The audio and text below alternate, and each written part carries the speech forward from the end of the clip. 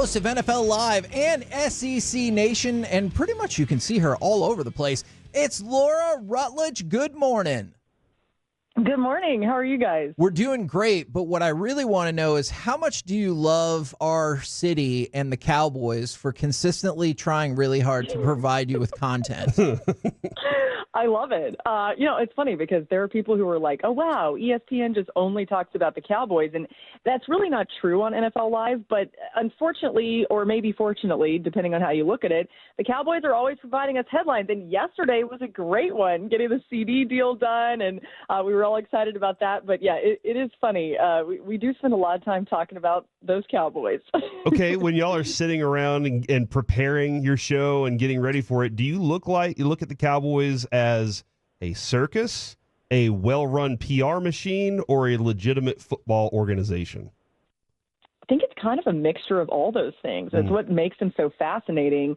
They're a team that for whatever they've actually done in the postseason, we expect them to be there every single year. And they have one of the best quarterbacks in the league, so we'd be talking about him anyway from that standpoint. And then there's always these other underlying storylines, right, that just kind of like circulate around. And I think no matter what, when we talk about them, especially for NFL Live being a daily show, we talk about so many teams, right? But the Cowboys are usually at least some part of our rundown for the show. Usually the conversation is, if it's not some major news, it's like, well, what about this angle that people haven't talked enough about? Even yesterday when we were talking about CD, we were also talking about the Bland injury, which unfortunately, happened. But also, like, some of us think it's a big deal. Others aren't as worried. So it's always interesting to get differing opinions on Dallas. You can count me in the category if I am worried about that injury. So yeah, us too. Yeah, we are me too. For whatever it's worth. What do you think about the Cowboys kind of kicking the tires on Dalvin Cook? This has been, in the offseason, a much maligned running back room. What do you think about this opportunity? Yeah, I love it. I mean, look, to your point, it's a running back room that needs depth, and I think Zeke will have some part of this, but, right, he's not, a younger back, and running backs, unfortunately, in the NFL these days just have a very shortened career unless you're somebody like Christian McCaffrey. So I think they should do it, and it can't really hurt at this point. To me, too, you've got to think that in order to try to, everyone knows that Dak's going to be going to CD. So to try to diversify this offense in a way to make it a little bit more balanced, you've got to get something going in the run game. And one thing we talked about, too, recently is just Dak, obviously injuries have affected him a little bit, but getting back to being a little bit more mobile even in the pocket and doing some things outside the pocket that we know he can do. A great running game or even like a decent running game could help a lot in that way. So I hope the Dalvin Cook thing happens. Is there an anticipation that because of Kellen Moore that the Eagles offense is going to be back or more explosive? It kind of fell apart last year. I do think that will help, right? And it's going to be interesting because Jalen Hurts even said this. He's had so many offensive coordinators during his career, even going back to college. So there's going to be, I think, a little bit of a learning curve with some of that. But I do think they're going to be a lot better than they were at that latter half of last season. That was a collapse that I don't think we've seen in quite some time at the professional level like that, to just consistently be so bad when you have the weapons that they had. I think Jalen was hurt, and that was part of it, but that doesn't even excuse, some of how that looked. So I expect more explosiveness for sure.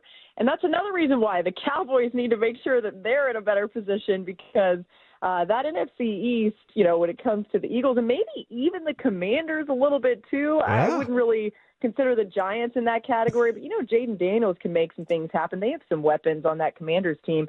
The Cowboys need to make sure that their offense is, humming at a really nice pace like they were many times last season. I was about to ask where you are on the Jaden Daniels hype train. I know Caleb Williams gets a lot of attention, and all of a sudden, Bo Nix has really been emerging in the preseason. But What are your anticipations or what are your expectations for Jaden Daniels?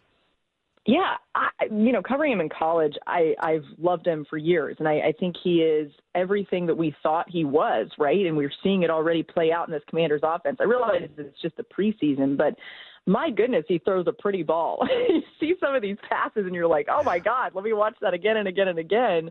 And they have Terry McLaurin, who is one of the utmost professional, just goes out, gets the job done, great leader. He's an exceptional player on that offense. De'Ami Brown, he's already had a nice connection with in the preseason. I think that they could surprise some people. I'm not saying that they're going to be better than the Cowboys or better than the Eagles, but they're not going to be some easy out. I think Jaden will make a pretty easy as rookie quarterbacks go, transition to the NFL. He'll have his bumps, but I expect him to have a really nice career. This rookie quarterback class this season, guys, is really fun. I mean, you mentioned Bo Nix, too. Not many people were talking about him after the draft in maybe the way that they are now. We're seeing him look absolutely perfect in this Sean Payton offense there in Denver. Yeah, how much of that, because Kevin and I have been kind of eyeballing that a lot lately. I'm just kind of curious your thoughts on how much of that is Sean Payton having just a great understanding of the game and being able to make it simple for the quarterback versus what the quarterback was in college and what he's molded into now.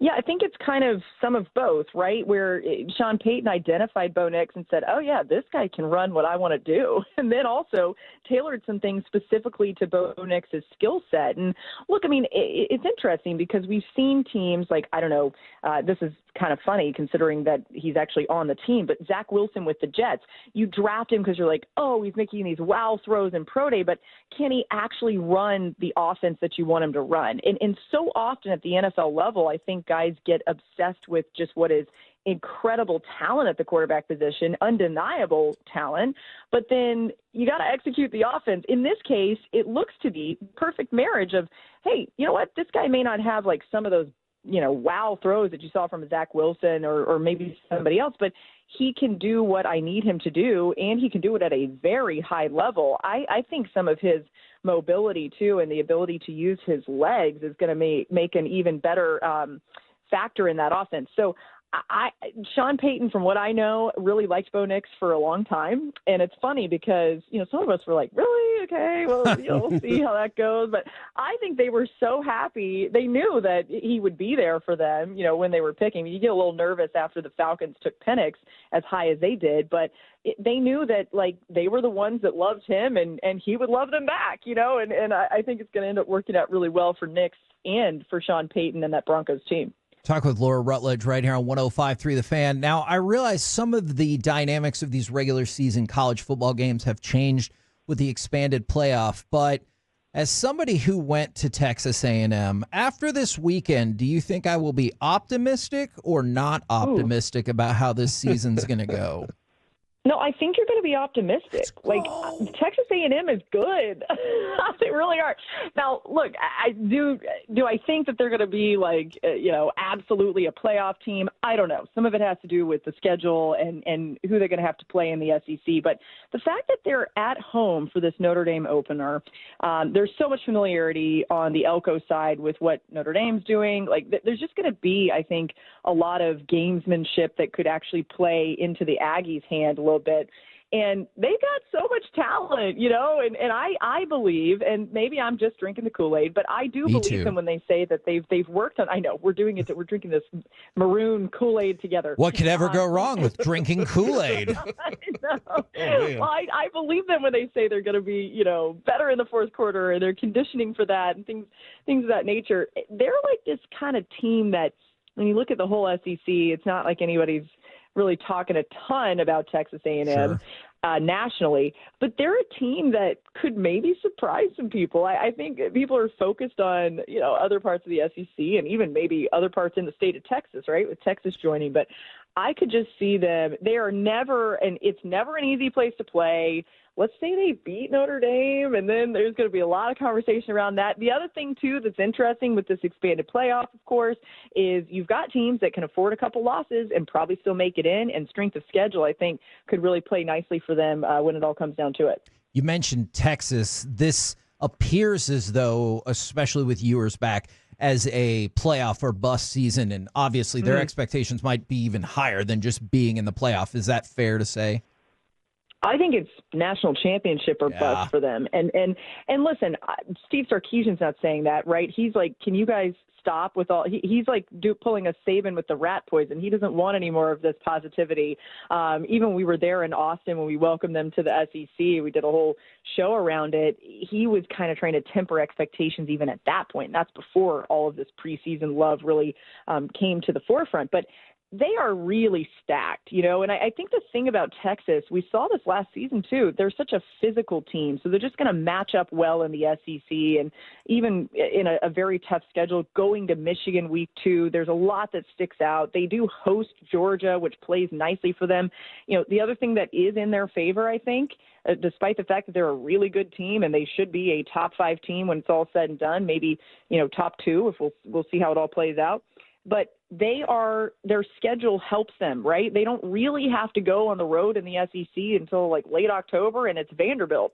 So they're in a really nice spot, I think, when it comes in your to schedule. face, Vanderbilt. After that, but I know. Sorry, I try not to throw shade. I try not to, punch down. But anyway, Vanderbilt is where they have to go. So they're in a really favorable position, I think, schedule-wise. All right, so one of my bucket list things, I've always heard Saturday night at LSU is one of the best environments. Does the teams that have moved into the SEC change the tailgate party rankings at all? And what are the top 3 tailgate parties for you in the SEC? Oh, yeah. Well, you're right about LSU at night. You have to do it. Like, if you are able to go and see Death Valley at night, it is absolutely worth all of the hype, and it's just a must-see. They're certainly at the top for me. I'm not just playing to the crowd here. I think Texas A&M is a great tailgate environment. Huh. And here's what I like is actually a early game there, because you get people out there with the breakfast tacos. I didn't know about that. Like, I'm from Atlanta and then went to Florida, so we didn't really do that. And I'm like, why didn't we do that? Because that's great. And it's so fun to see, just the different styles of tailgating. Then I would put Alabama in the top 3. They just know a thing or two about it, right? They know a thing or two about big games. An honorable mention always is Ole Miss. Yes. That's another one. If you have not been to the Grove for a tailgating experience, it is truly an experience. And I do think, look, guys, I haven't, covered the Big 12 in a long time, so I haven't seen Texas and Oklahoma tailgating necessarily, but I'm excited to experience it. And the early returns on what Austin was, even just for a welcome to the SEC show, make me think that it's going to be really promising. When you infiltrate all of these tailgates, are you going to be bringing your honey baked ham with you? Because I know that game day is honey baked ham day this fall. So are you going to be bringing everyone some honey baked ham to get it going for those tailgates? I absolutely am. I'm going to be traveling with one of their gorgeous bone-in half hams in my carry-on bag and just taking it everywhere I go. And it really for me, right, because it's so delicious. But you mentioned it, game day is a honey baked day, and you guys are going to absolutely love their new offerings. The sliders are unbelievable. So it's not just about the ham. They've got sliders. They have a sandwich platter that everybody loves. So many offerings. Their new pulled pork Cuban slider is delicious. It's got the pulled pork and the ham, Swiss cheese, pickle, the whole 9 yards. So it's a great way to show up at a tailgate or even at your house if you're hosting people and say, yeah, let me impress you. Let me show you that I really went all out for this with delicious food and something for everyone. Yeah, ham's a top 3 meat, Kevin. It's top 3. Especially if it's honey baked. So honeybaked.com/game day if you want to get more information, buy stuff online, pick up in store, set that all up. So you are on NFL Live, SEC Nation. I know you got to do the Masters. Now you got honey baked ham. What's next? Is it cookbook? Are we going back into dance as you continue to take over general media? What's next? Oh, goodness. I'm probably oversaturated. I don't know what's next. It's really funny you mentioned cookbook because I love to cook and I love food. And it is something that I have thought about. I just thought, wouldn't it be so embarrassing, though, if I made a cookbook and nobody got it, nobody wanted it. But maybe if I sent one to you guys and you guys wanted it, then at least come back on the show and promote it. Yes. We'll help you out. 3 people wanted it. No, but listen, I'm just I'm so fortunate to be able to do any of this. I'm so thankful for the Honey Baked partnership and all these jobs that I do at ESPN. I can't even believe that I'm doing this. So truly just grateful for all of it. Well, we appreciate you coming on with us, especially since you said you think Texas A&M is going to win. Well, I appreciate that even more. Right. I needed that hope for the week. So thank you very much for jumping on with us. Thanks for having me, guys. I appreciate it.